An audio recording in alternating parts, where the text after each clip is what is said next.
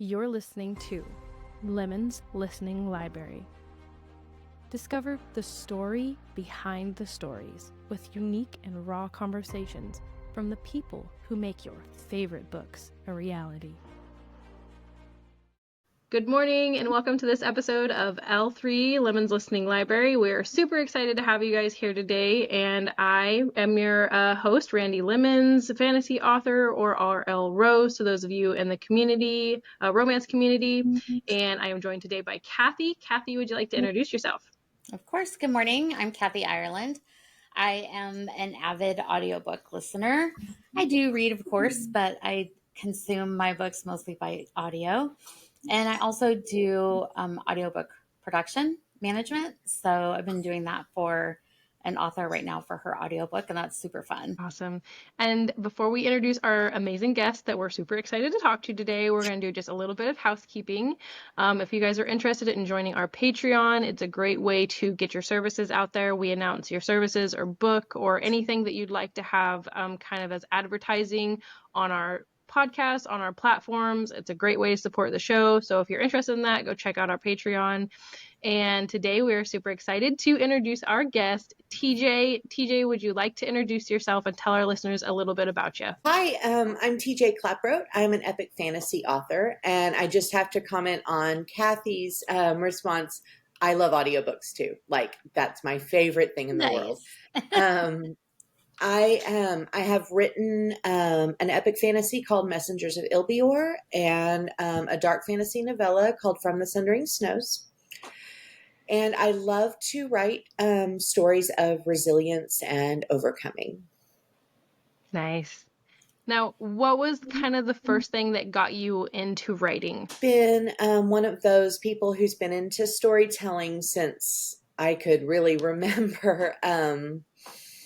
So, you know, I wrote the little stapled together books as a kid, and then I wrote my first novel at 14, which my mom just presented me with, and wow. But as far as professional authorship, I think I decided just about 4 years ago, you know, I think it's time to pursue that dream.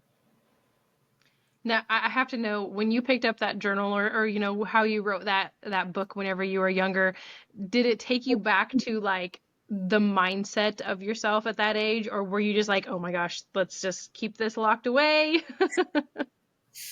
I think that what it revealed to me is that I had the world's biggest crush on my drum major. Love it. Oh yeah, our teenage hormones, man, they like to mess with everything. I feel like they inspired many a first book. Oh yeah. The passion that you feel when you're younger, it's like, I have to get this out somehow, and that's how you get it out. That's Yep, awesome. exactly. So you don't have any plans on turning that into anything? Absolutely not. No, my mom actually wanted to put it out on a table during my launch party, and I ixnayed that idea as well. Oh, that's cute though, that she's so like helpful and like wanting to help and give her little input on things. No, she's my biggest support. Oh, that's huge. Do you feel like that was a big part of like what kind of kept you going through it through the years? Absolutely. You know, my mom and my dad kind of combined forces to give me the tools I needed, as well as encouragement and you know, just kind of that backbone I needed to do what I do. My dad took me to the bookstore every weekend and told me, I'll always buy you books. And my mom got me my first typewriter, and you know, really just encouraged the writing for me. So I love that your dad set you up for like the men in your life will always buy you books, right? Because like the dads are kind of like the role models of like the men we attract in our lives, and you're like, okay, you have to buy me books. That's like the stipulation to be my partner. I love that. That's awesome. Yeah, actually, my husband got me a gift card to Half Price Books for our anniversary. Oh, So Half Price Books is Christmas is amazing. amazing. Yeah, I don't think we I'm have right one there of with those here you. in Florida. Well, you don't have them down there? I don't think so. I haven't seen oh one. no. Yeah, I'm right there with you. This is what my husband got me for my birthday the other day. Ooh, that's lovely. I Turn it. know. This is my first sprayed edges book. That's gorgeous, I know. honestly. I love the red. He outdid himself. I was like, oh, look at you stepping it up. Amazing. So, kind of tell us a little bit about, what made you go, okay, it's not just writing for fun. It's not just getting words out there. I want to publish this. I want to make this a career. When I started, I had a lot of false starts through my adult life. I would start a novel and I'd write myself into a corner and I couldn't finish it. And I think when I started, I just wanted to see, can I finish this? And I did. The story flowed. I planned it really well. And then it kind of morphed into, I really love doing this. And I got some really great feedback from early readers. And I was like, you know what? Let's do this. Let's do it. Never Was looked back that for the since. Messengers of Ilbor, or is that for a different one? But That was for Messengers of Ilbior. Yep, that's my debut publication. and what inspired that story specifically? Like, what was the? Well, I picked my genre based on what I really love to read. So I said, okay, I want to write fantasy. And then I went in and said, you know what, epic. And I've always been fascinated by the stories of ordinary lives getting pushed into these huge worlds of politics and magic and intrigue and war. And so I wanted to write that. But it really started with one word. My friend and mentor said, okay, so where is this? And I said, mountains. And it just built out from that one word. That's cool. That is It's crazy, our muses, right? Like the thing that we use as inspiration for writing worlds, it comes from some of the strangest places sometimes, and I love hearing where those things came from. Right. Oh, You're fine. don't apologize. We love And I'm kitties. going to turn just a little bit. This is hotel living at its finest, so my face is like half dark and half light. You good. Sorry. Kathy was affected by the hurricane and it messed up a piece of her house, so she has to be in a hotel while they fix it. Oh no, I'm so sorry. Oh You're no, fine. you're good. She's loving it. I'm fine. She's not. Jake, Just kidding. my friend Jake is footing the bill on this. Nice. Love it.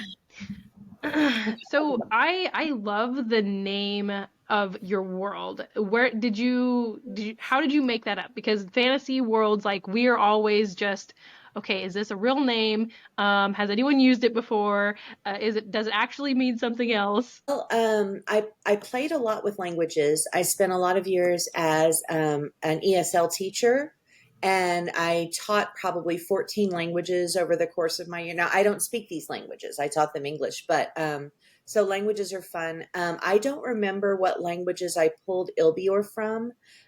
So I pulled it from a couple different languages and then morphed it into what I wanted it to be. But it roughly means tree temple. That is so cool. Wow. So do you like druids and stuff in this? Aren't the druids the tree? Are I do not have any as major characters, surprisingly enough. So Can That's you really cool, though. explain to our listeners the difference between epic fantasy and just regular fantasy, please? so for me, epic fantasy is all about the journey. And so, you see in Messengers of Ilbior an actual physical journey, where my two main characters are literally going from place to place and finding different things out, learning different things. And then as we progress into Court of the Seven Dances, which is the second, releases in January, it's more of a journey of self, like discovering self within these new circumstances. How do I even act? I'm not from a village anymore. I'm not ordinary anymore. So it's kind of a journey of self. Yeah, epic fantasy in general is one of my favorite genres, and I connected with you when you're like, I want to write what I like reading, and I feel like that's so often what authors do is like, I have this story that I would love to read. Okay, it's not out there, so I'm gonna write it. I think that's the most natural leap to make. I mean, I read lots of genres, but I always seem to come back to fantasy. Yeah, same. Me and Kathy, we read, romance, all kinds of stuff, and then fantasy is just like, okay, there's my palate cleanser. Now let's dive into a whole new world because right with fantasy, it's at least probably the first couple chapters, if not the first book, where it's just world developing, and then you get into the thick of it. Right, right. Now, is that a series book or is it a standalone? Messengers of Ilbior is the first in a series. My editor and I are currently arguing over how many books it is. I say 5, he says 6, and he thinks I'm going to prove him right. About halfway through the 4th book, I'm going to realize I can't wrap it up in the 5th. So that's it's almost a bet, although we haven't actually bet anything on it. But yes, it's the first in series. And then my novellas, the summer release novellas are character stories about secondary characters in that world, usually prequels. That's really cool. That's smart. That's a smart way to do Yeah. it.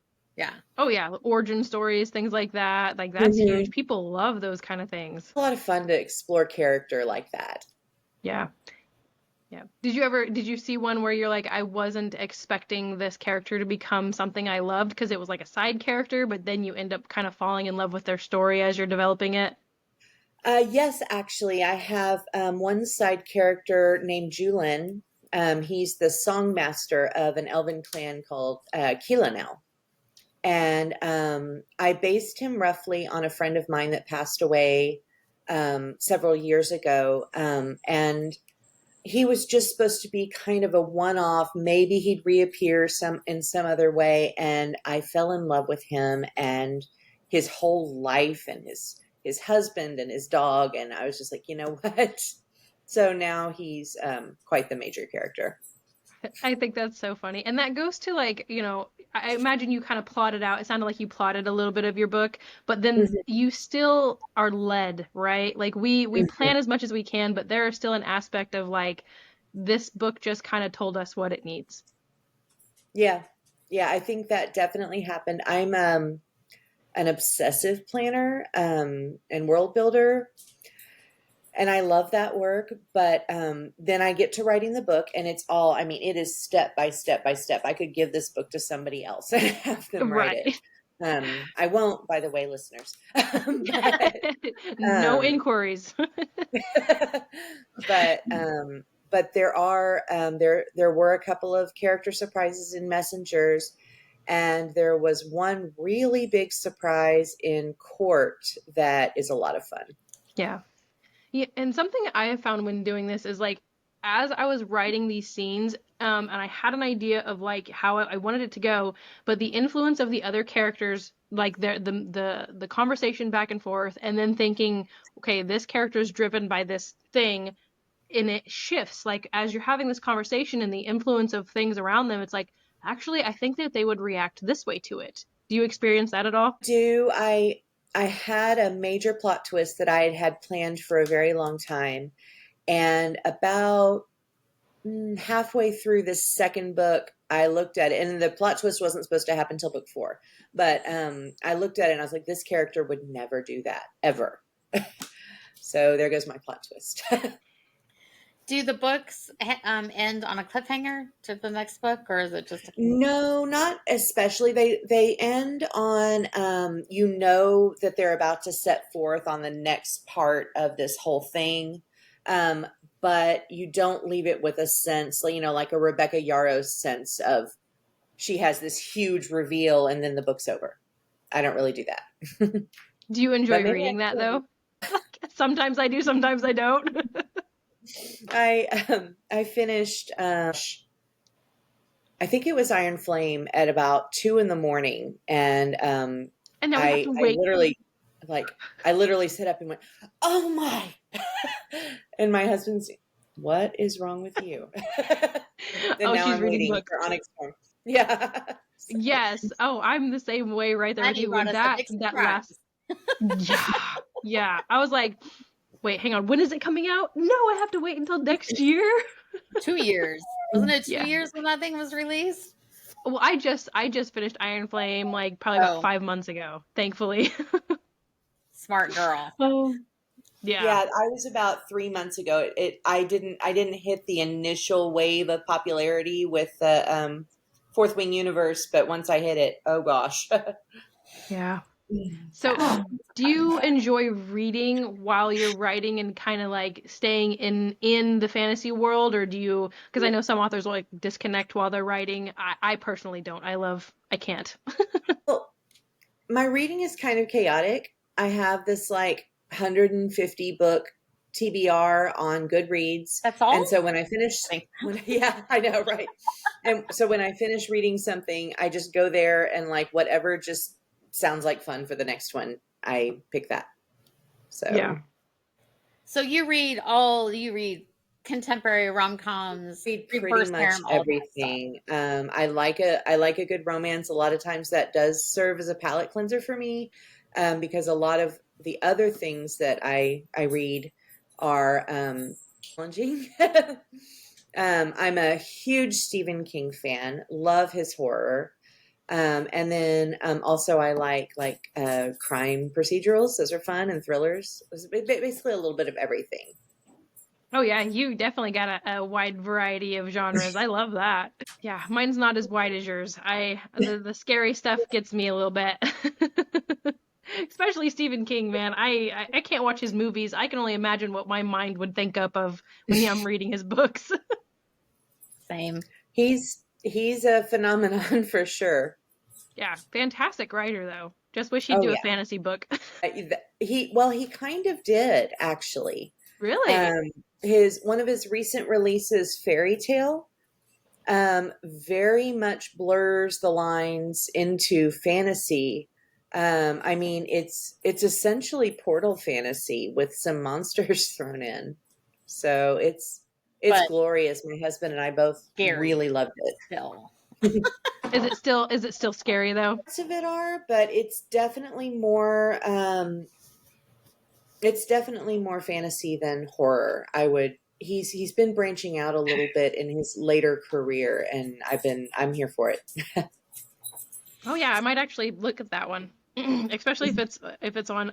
So Kathy and me kind of made this connection of like when you're listening to scarier things, it's not as bad when you read it. So like the audiobooks seem a little bit more you can consume them without being as scared when you're reading it. That I makes still can't sense. I still can't get her to listen to Butcher and Blackbird though. Not yet. That is on my list. My sister has told me I must read it, but I have not yet. So when you say read, are you gonna read it or are you gonna listen Um, to it? Because I would highly recommend the audio on that one. okay. All right, then Highly listening it recommend the is. audio. Yeah. So while you were working on Messenger of, I'm gonna say this name wrong because I suck at names. Nope. Okay, you Ilbior. say it for me. Ilbior. Ilbior. Okay, Ilbior. I'm so bad. As soon as I thought of it, I was like, nope, that's wrong. I know it is. You went through a lot of kind of pain with your migraine. How did that affect, writing the book? Oh gosh. So I think I'm trying to remember. I think I was finished with what ended up being the first draft. It got such a major revision that it was almost a rewrite, but I think I was just finished with the first draft. And before that, I'd had migraines occasionally. And then I got hit like a freight train. I was having 5 day migraines, a day off, another 5 day migraine, and it just cycled. I couldn't work. I sat in the dark in my house all day. My kids called it the Bat Cave. Um, so it definitely stopped me for a while. It pretty much stopped everything, and it took them about probably 7, 8 months to figure out how to treat it. They threw everything at it, and it just nothing worked. And once I started getting back into life, I picked up Messengers again and read it. That's when I decided, okay, this needs a little bit of a rewrite, as much as anything else, and got back to work at that point. Do you feel like that break from it was kind of something maybe you needed to have the fresh look at it? Maybe, because I think there's a certain high on finishing a novel, but certainly finishing your first novel, like, oh my gosh, I did a thing. And because, maybe it's a little silver lining because I was forced to step away for so long, I was able to look at it and say, okay, as a reader, I would want more than this. So That's awesome. That's awesome that you have that perspective and that awareness of your work, right? Because I think that that's kind of what holds up a lot of authors is they are on that high of like, this is the greatest thing I've ever created. It's a masterpiece. And then they don't have that awareness to kind of look at it and be like, actually writing takes a lot of like practice and error and readjusting and rewriting. And the first thing you write is probably not going to be your masterpiece. right. Right. To be honest, even now, Messengers has been out for almost a year. Its sequel is coming. There's 2 novellas, and I'm starting to look back at Messengers and going, oh, I could have done that so much better. Okay, are you self-published or traditionally? Self. So the downside of being self-published is we always have the option to pull it off the shelf, to revise it, and then republish it. I am being told absolutely do not do that. Yeah, definitely don't. But it's like the we have that option, right? It's like this little goblin in the back of your head. Yeah. Now with fantasy, like I have found that I think fantasy authors, it tends to, you're building this whole world, right? It's this thing that develops typically from a plot or a couple characters, an idea, but then you go into this entire world development. How long do you think it took you to outline and to kind of get everything ready? Well, hmm. First of all, a little caveat. As far as world building, I have a very exacting mentor who kind of brought me through this process. And at this moment in time, I have a higher word count in my world building file than I do for everything I've published put together. That's about to change. I think book 3 will change that. But I spent probably 4 or 5 months just building out the world, and then I came to outlining the book itself. And even then, I would have to go back during the writing process and build out something I hadn't thought of. Okay, so you can totally name drop the mentor if you want to. This is Alan Rogers. He works as an editor and has been a friend of mine for years, but also he has pushed me in the last few years like I have never been pushed in my life. That's awesome. I've always wondered like how people come across mentors, right? It's like this just golden little wonderful nugget that you either find or you don't find and then find it later or become a mentor. He's it's interesting because he's actually not a published author at this time, though he's working on it. Kitty. Um oh no. Okay. Get off my keyboard, goblin. Sorry if I'm messing up the No, no, you're podcast. fine. You are fine. We love authenticity. But what Alan is he is an absolute storytelling genius, especially when it comes to fantasy and fantasy worlds. He's an absolute genius at it, and regardless of anything else, I can say Ilbior would not exist without him. That's awesome. Dang it, I had another question. What was it? See, authenticity. Well, you So think we about just have that. it. I'm going to ask a question. So, do your characters speak to you as you go through, like maybe like your main, or even side characters? Are they like, that is not my name. Why would you call me that? That is not my name. You know what I mean? Like things like things. I know authors like they, their characters like speak to them quite often. I don't really talk to my characters. I kind of, like, here you are, this is what you're doing, this is what you're going to say, and this is your name. um, but I dream about them. I'll go to bed and I'll have these vivid dreams about scenarios that may or may not have even been in the story. And so I guess in that way they do. So Do you remember your dreams? Do you like wake up and write them out? I do. The vivid ones I remember pretty clearly when I wake up the next morning, and I can jot some things down if I want to, or say like, well, that was stupid, and not do anything about it at all. I would love to hear an example of one that you had a dream. It wasn't anything that you had planned on putting in the book, but you did. Well, the best story about that is actually a major spoiler for my next book. Yeah, Um, that's what I Okay. was gonna say. That's gonna. like we're talking like world changing spoilers, so That's I can't talk amazing. about that. But Yeah, no. I think the probably biggest one is that my Messengers was originally intended to be a single POV from the perspective of Alanda, my main character, and or I guess I should say my female main character now. But and this boy Tostig was supposed to be just like the love she had to leave behind, that kind of trope. He wasn't really supposed to be anything special, just a solid good guy that represented everything she had to leave behind as she chased this new destiny of hers. And I had a dream where Tostig was out on his own and he ended up casting spells. And I was like, well, this is interesting. Tostig is not a magician. And, about 3 weeks later, Tostig was in fact a magician and was now my second POV. That is so cool. So yeah, Tostig was never supposed to be what he is, although I love him so much that I actually considered making the entire book about him at one point. But Oh, that's so interesting. It is crazy how like I've had a similar thing. My main character and then my side main male character, his backstory, as I was developing his backstory, I was like, oh man, is he more interesting than she is? Is he?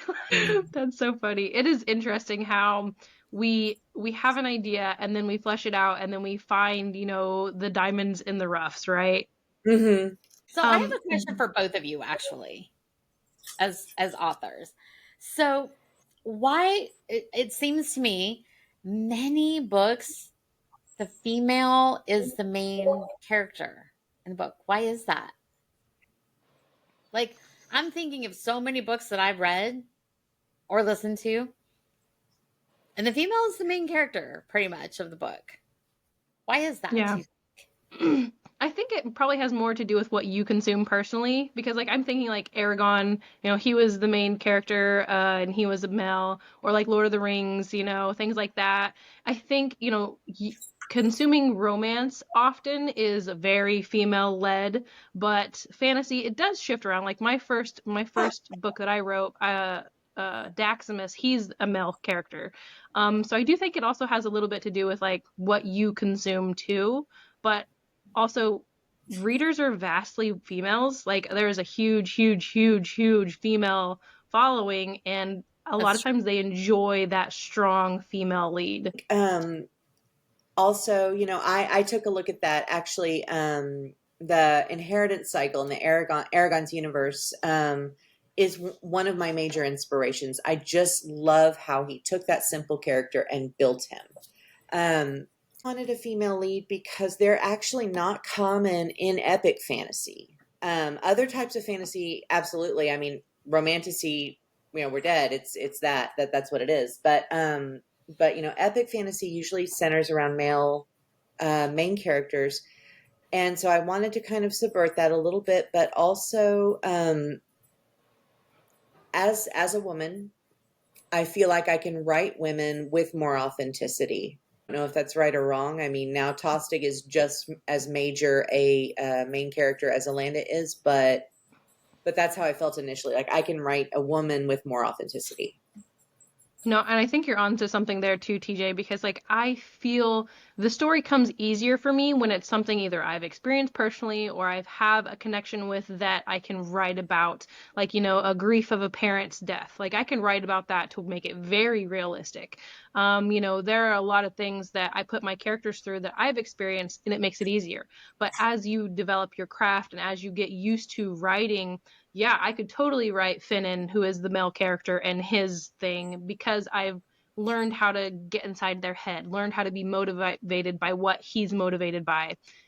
but it's a craft. I think it's something that you have to develop. I think so too. Good question, Interesting. Kathy. Thanks. What do you think from a reader's perspective? What do you think? I think that it is, well, I read mostly romance, whether it's fantasy, contemporary, rom-com, whatever. I read mostly romance, and so I do agree that a lot the target market is women. And so I just I personally love to read a romance when the main male character is just as strong and fierce and equally not represented, but their story is equally as important to the story as a whole. But I think it's probably mostly just that that's the target market is women. Yeah. Yeah. No, I agree. I think there should be more male romance leads, like the lead character is a male. That would be awesome. Listeners, if you guys have any good recommendations, let us know.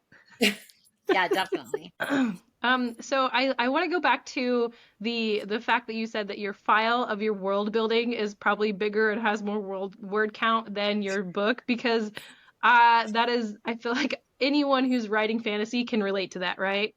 Like I have my Probably. whole outline of my four major characters. I've got where their backstory, their descriptions, all these things, the world, I've got the government, I've got all these different files that pertain to different stuff, and it's bigger than my actual book. I think there's a bunch of different theories about world building, and how much you should do, and what should be there, what should be left out.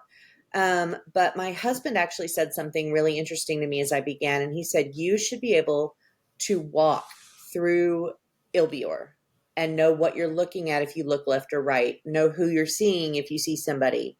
And so I kind of took that, and it's further complicated by the fact that there are 6 races in Ilbior, and they all have their own religions, and they all have their own cultures and their main characters and their power structures and politics.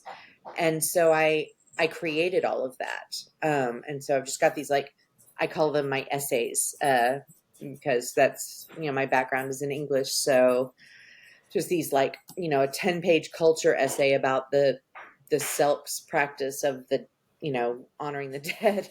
So That is so rich though. Like even if this is your debut novel, right? That Mhm. that doesn't it doesn't mean that it is bad by any means because it's your first novel. Because of the amount, because you have essentially written a lot of mini novels before you got to that, because you're developing your story, you're developing all this other stuff. So you've practiced writing to the point that now when you have developed or you have published this first novel, it's technically not your first anymore. Right. Yeah, I think So there's something to that. so if there's 6 different races, is that the reason why your editor thinks that there's going to be 6 different novels?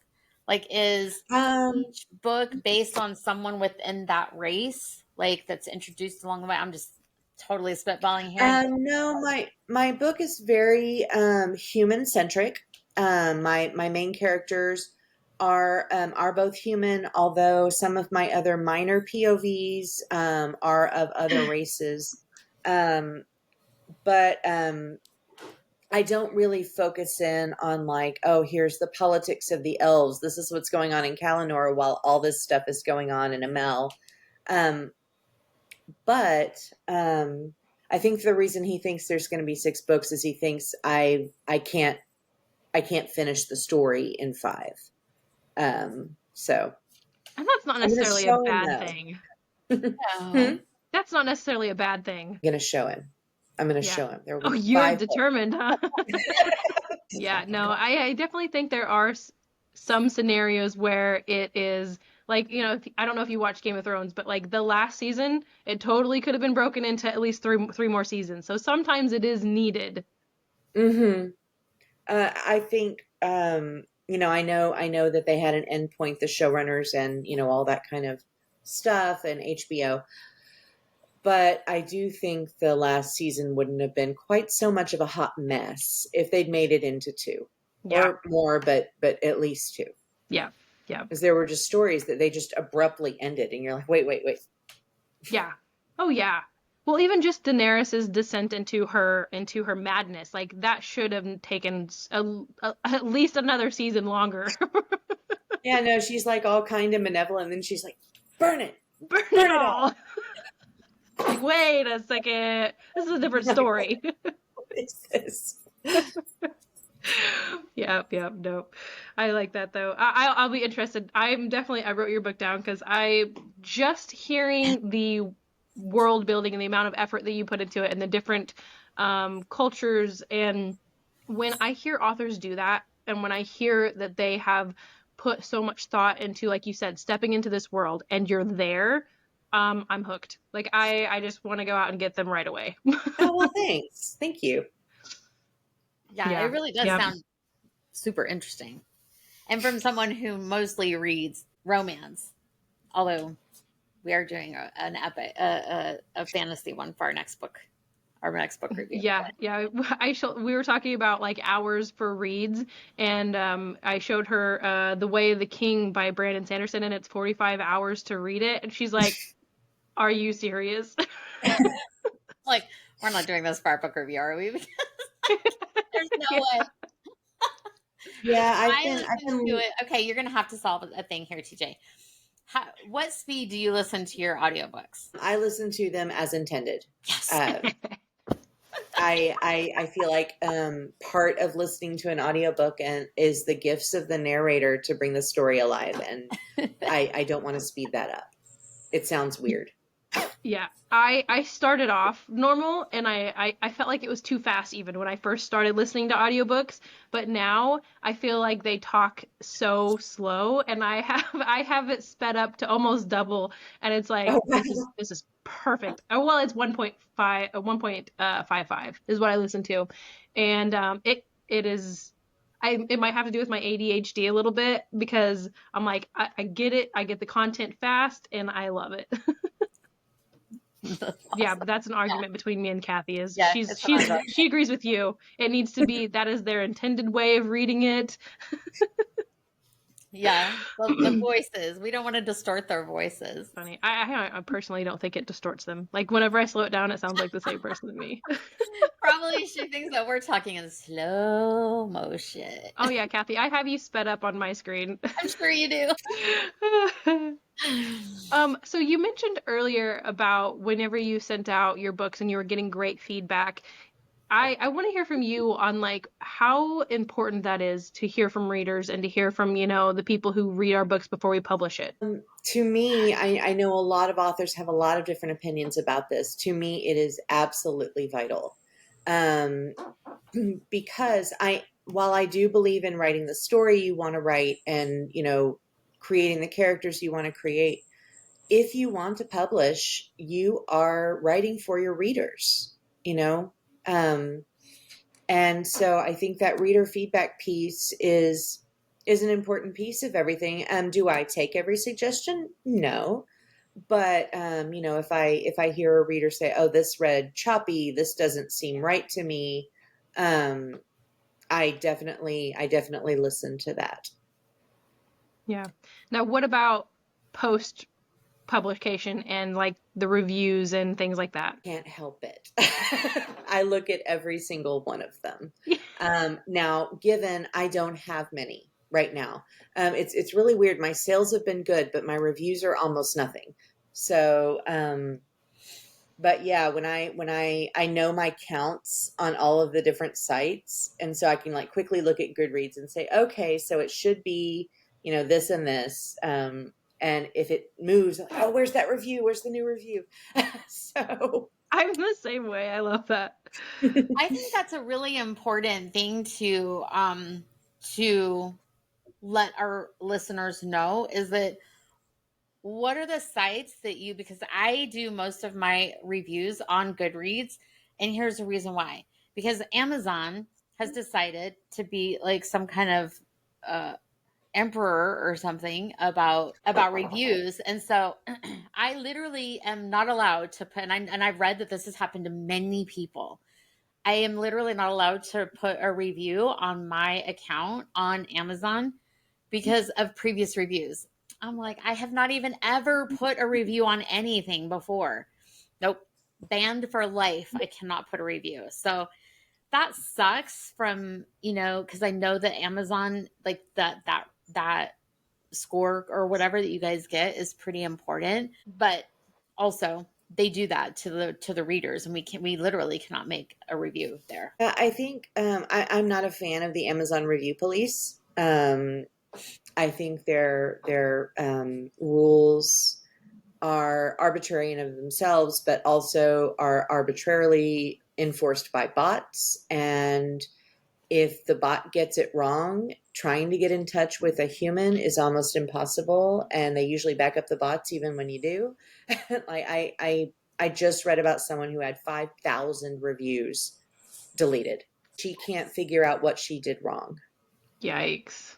So, the review police are not great. I prefer Goodreads.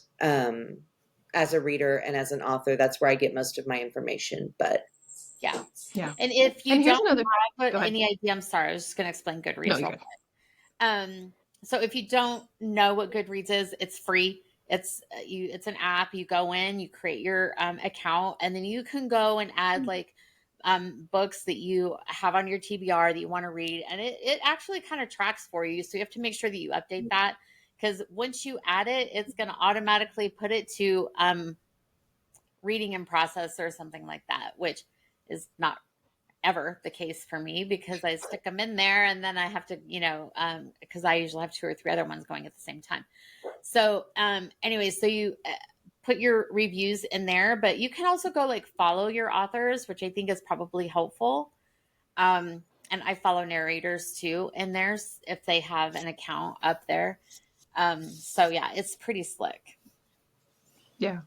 Yeah, and when you're doing reviews, you don't have to write out a long review. It could literally just be, this was great. The reviews help no matter what. If you're like, I don't want to write a review that's really lengthy, I don't want to explain everything, you don't have to. Like, those reviews help us, even if you just give us 5 stars and don't put anything, or whatever you decide the book rating is, and you don't even have to write anything. Like, just go and hit what you think the review deserves.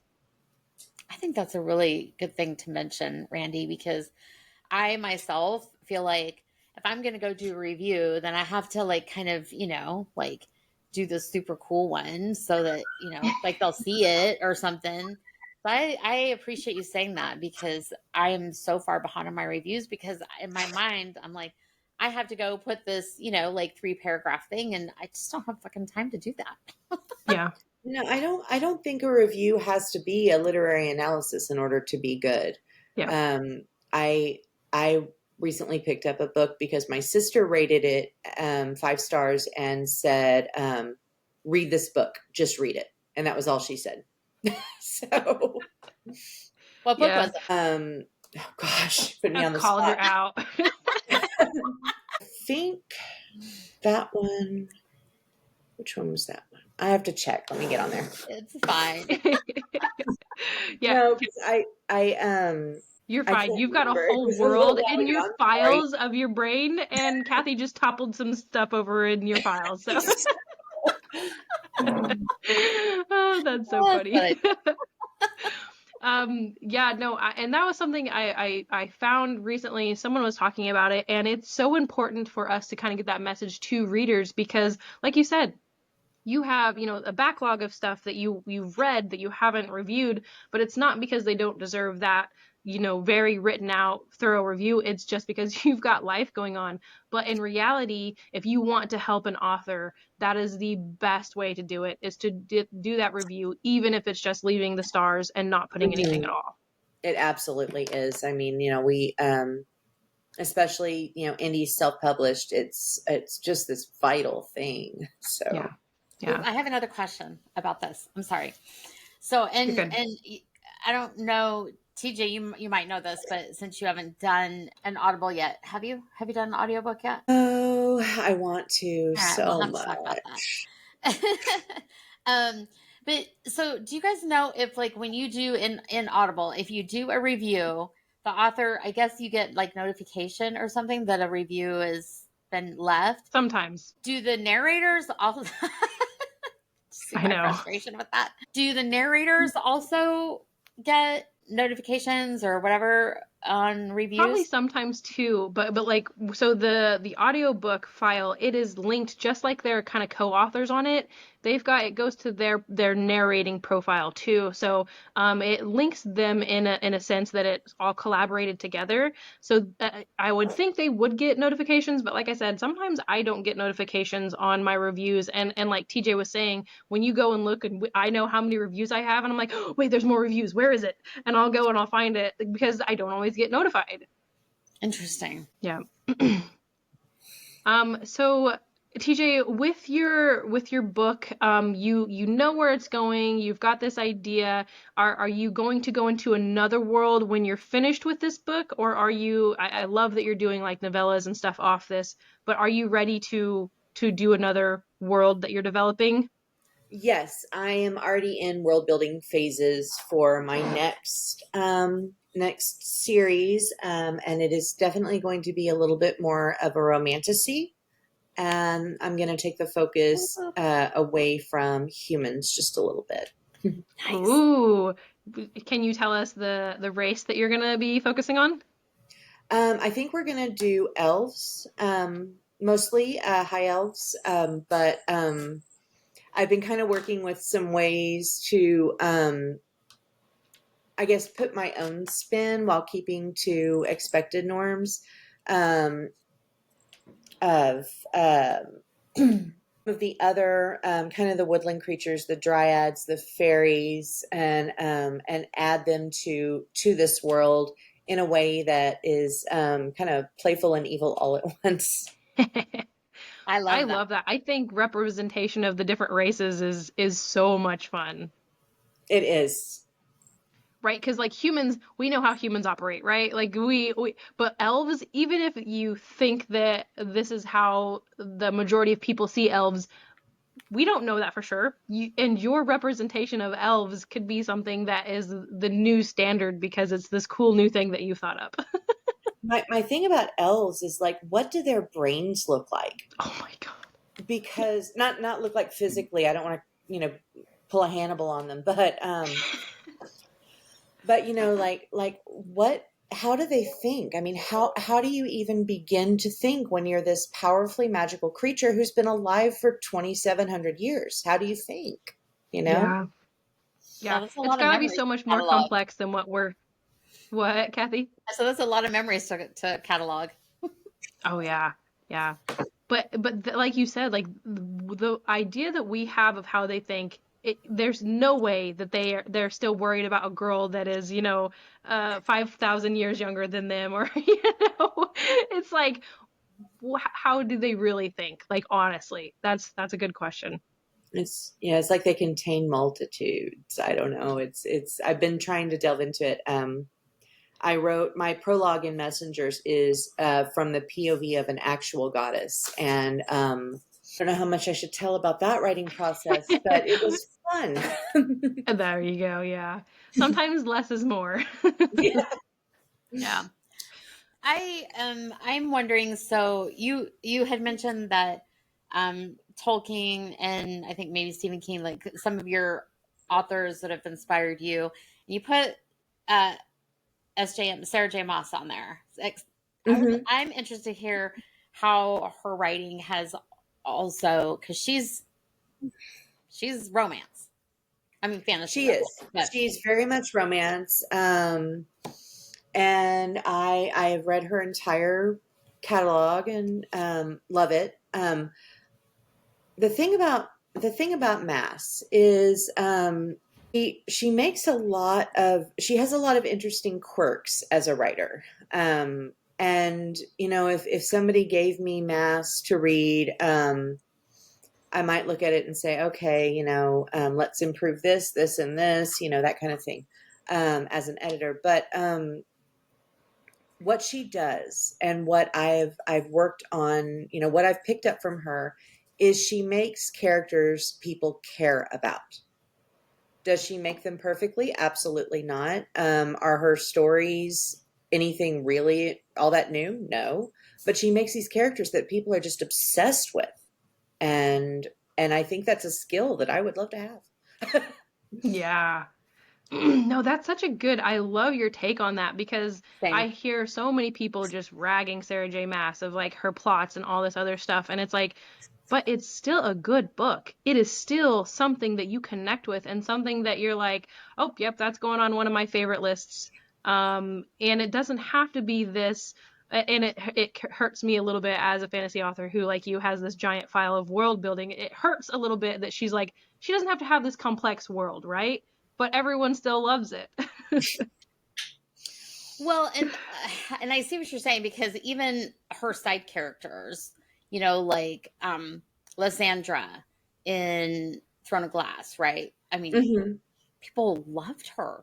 Love her. Yes. Isn't that also one Yep. that Hmm. like Yep. Lorcan and Elite, like that ship is Lorcan, yeah. like what that's such a side, like a side note, but became huge. Huge. So Yeah. Well, I think and then that's of really course an there's observation Manon, process. who like took over the entire series. Yeah. Who was it? Manon, Manon or Manon. I always called her Manon. Manon, Oh maybe. yeah, I'm not Manon. terrible Yeah, because yeah. yeah, I didn't listen to Throne Yeah. of Glass. I read it, so. Yep. Yeah, right. Yeah. That's another good thing too, is like how does it read in your mind versus how did the audio narrator say it? Oh my But gosh, some yeah. of the ways people pronounce my characters and things.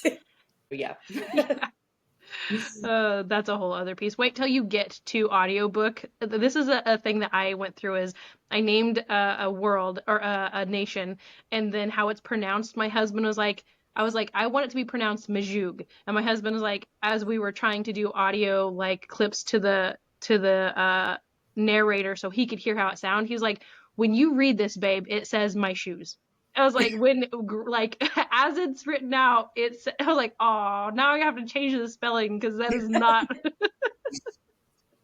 But you have a leg up on that with your knowledge of language. But people still have some fun.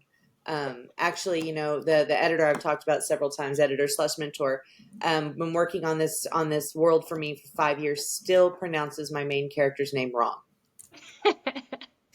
every Love time. it. I think that's Um, the importance of um, the character, the pronunciation guide given to the narrators, whether it's from the author, whether it's from the producer, whoever does it. Like that's what I did with mine. Is I wrote out the pronunciation guide for them, but I also went and just like recorded it for them so that they would know this is how we want it spoken, and I'm going to listen to it and make sure that it's done right, because you know, like we need yeah. we need to be done right. But we had Gregory Salinas on a few weeks ago, and he gave an example of he narrated a book, and the name the main character's like main male character's name was Roman. Well, it said Roman. That's how it's spelled. And he got the the pickups back, which is like the corrections they have to do. It was like 80 pickups that he had to do, and it was his name because the author wanted it pronounced Roman. And it was like he was like, "Oh, that's my bad. I didn't even listen to the thing because he's like, oh, Roman, I got this." No, Yeah. it was not Roman. I think there's also that there's a little something, you know, like my sister, the same one I'm talking about. She's such a big reader. She has not read my book, and I asked her why my feelings were a little hurt. You know, I was like, why won't you read my book? You read everything. And she said, well, I've tried and I can't pronounce any of the characters' names and I don't understand any of this. She's not a fantasy reader as a whole. Mm. And so I said, you know, I don't care how you pronounce my characters' names in your head. It doesn't matter. You know, call them Sam and Bob. Just, you know, read the story. Yeah. Uh, I think yeah, that it's is such a definitely. good thing too. I'm sorry to point out, No, no, because go ahead. because on social media there is such a gosh, people get nasty if you mispronounce. Like in Akatar, I have always seen um Rysand. That's, I mean, Oh, I've they'll always get you seen it for that. Rysand. You know what I'm saying? And Hmm. my girl's like, it's Rysand. I'm like, whatever. That's not how I see it. And she, even in one of her lives, she was like, it doesn't matter how you pronounce it. That's how Yep. you hear it. That's how you see it. Mhm. So just read the book. Like, it was like, you're Yeah. just read the Yep. book. And that's, if that's how you see it, then that's fine. That's your imagination. Like, we're living these, the books out as we read it in our own mind.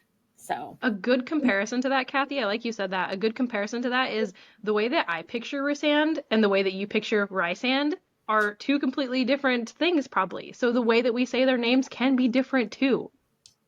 yeah, for sure. Yeah, And that's good. that's the whole interiority of the reading process. I mean, you may take out the pronunciation hurdles if you listen to an audiobook, but at the same time, I mean, the whole book is about what the reader creates in their head, and I don't have that much control over that. And we don't want to have control over that, right? No, Like, I don't we want it. want them to. Yeah. Make it That's, your own. See it how you want. Because yeah, you're that's your what own gets people producer, man. attached to them. What was it? That's what gets people attached to the books, to the characters, is their Yes. Hmm. own movie, essentially, playing out in their mind as they read and even listen. Like, I still, yeah, I still do that when I'm listening. Yep, same. Yeah. TJ, I did want to touch a little bit on, so do you have any tips or strategies that you do with developing such complex worlds and what does your process look like to not, really deep, but just any tips that you could give to someone who's like, I want to do fantasy, but that's scary. Um, I think my biggest tip for that, for the world development, everything, is to know your characters. However that looks for you, just know them. Know what motivates them. Know what they want. Know their faults, and make sure they have them. You know, I think that would be the biggest tip. Just whatever you got to do to know your characters, know them. Yeah, that's good. That is huge. And I think that that is directly what Sarah J. Maas does with her characters. Like they have their flaws, they have their quirks, and they're so relatable because they're human. Hmm. Well, Well, even though they're humanish. fairies, they're human. Yeah, they're human. Uh, so I think it's funny that you shared a moment where you accidentally gave away your only book copy to your school principal. Yes, yes. So what happened was, you can't order author copies off of Amazon until you publish, until it's available on the site. And so I had to wait until launch day to order my author copies. And so I started seeing like people, they had my book in their hands and I didn't yet. I was like, this sucks. And so my best friend bought me a copy of my own book. And so that I could hold it in my hands, even though I wasn't the first to touch it ever. How So did that happen? Yeah. I don't know. I'm gonna make sure it never happens again because it sucked. But yeah, no, I had just like my mom's Pekino friends, like, look, I got your book today. I'm like, Thank you. so anyway, so my best friend took pity on me and ordered one retail, and brought it to school. We worked together, and I was so excited. I just wanted to show it to everybody. And so I took it to my principal, who was always really supportive of my writing, and I said, "Look what I got." And she took it from me and like hugged it to her chest. I was like, "Oh God, she thinks I'm giving it to her. Oh God, what do I do with this? This is my boss." So Oh man. I ended up getting it back, but there was a definite moment of panic there. Like, how do I be like, no, that's not for you. That's not for you at all. That's mine. I'm just showing you. Yeah. But what a great, like, that reaction is like, okay, now I can get her a book. Now she will Mhm. be excited when I actually give her her own. Yeah, and when my author copies, I did give her one. I had always planned to, but like, no, That's not so that funny. one, please. Are you on Um, all of the socials? Like, do you do a lot of marketing and clips, like any kind of advertising and stuff on I'm the? working on it. I'm one of those that's like, I just want to write. This is what I do. But I'm working with a coach on getting my marketing game up. And It's hard. It's so hard. it's so hard. And I'm pretty introverted, to be honest. And putting myself out there like that, it's like, how do I even do this? Like, how do I do this? Yeah. Well, and then it kind of takes it takes away my writing energy sometimes. Like when Hmm. I'm on social media and I'm checking everything and I'm posting, it's like all of the energy that I was just about to put into writing my book, I'm like, I'm drained. I have Hmm. nothing left to give. Yep, I face that same thing. Yeah. And social media is So tough what, in its own too, so oh my it's God. And exhausting. it changes. It keeps changing. And then there's new platforms. Every time I think I may have a handle on it, I'm just like, oh, never mind. Yeah. Just kidding. Just kidding. So you have a Court of Seven Dances coming up in January, correct? Yes, Court of the Seven Dances. Oh, gotcha. And is that is a new world or is that within this world still? That is the sequel to Messengers of Ilbior. It's the second book in the epic saga. Nice. That is So exciting. I'm excited. It was a lot of fun to write. Yeah. Yeah. So are you, and you've got, let's see, you said 5 books planned out. You're publishing the second book soon. Which one are you working on right now? I am working on the next character novella Oh, gotcha. at the moment, as far as the writing is concerned. I had originally wanted to release that pretty soon, but it just, I work full time and I'm a mom, and something had to give. So I'm pushing that one back just a little bit. But Yeah, it's such a struggle. It's you got to pick your priorities and sometimes they change, right? Like sometimes our kids need us way more, so that shoots way up on the priority list, and then other times it's like, okay, they've got soccer, they've got football, they've got all this stuff that is they're taking care of with their time. Now I can work on writing a little more. yeah. Uh, so kind of going back to what Kathy said, you are on some social medias, or how could our listeners find you? How could they find your book and connect with you? So across all social media except TikTok, I am TJ Klapprodt, just my name. Um, TikTok is author TJ Klapprodt, and so there's that. I am available on Amazon, on in paperback, Kindle, and on KU. And I also, you can find me online at Barnes and Noble and Books a Million and things like that. Haven't had much success getting on the store shelves, but I am on their sites. Well, TJ, it was fantastic talking to you. These stories, I've already got them on my TBR, so I kind of want to just go ahead and order the first one. Like, I normally don't do that. I put it on my TBR and it's there for a couple months and then I'll go through it, but I think I need to order this one. So Oh, thank I'm you. excited. This is a fantastic conversation. I Was think we've had other fantasy authors on, but it's like grimdark and stuff like that. You're our first like fantasy. Gotcha. Thank you, listeners, for listening to this episode of L3, and we can't wait to see you on the next one. Hey guys, thanks for joining us on this episode of Lemon's Listening Library. Remember, every story has a journey, and every journey deserves to be heard. Keep reading, keep writing, and keep listening.